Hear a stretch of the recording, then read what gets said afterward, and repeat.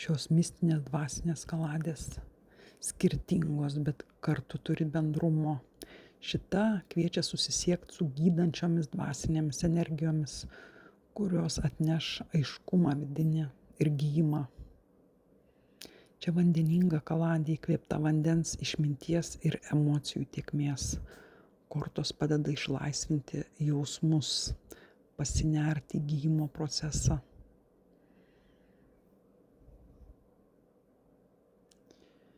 Ši mistinė kaladė atveria duris į nematomus pasaulius, šviesos būtybių, gamtos, dvasių ir magiškų erdvių sferas. Skatina gilų ryšį su intuicija. Ši kaladė šviesos ir sąmoningumo kupina kaladė kviečia priimti savo žmogiškumą kaip šventą patirtį.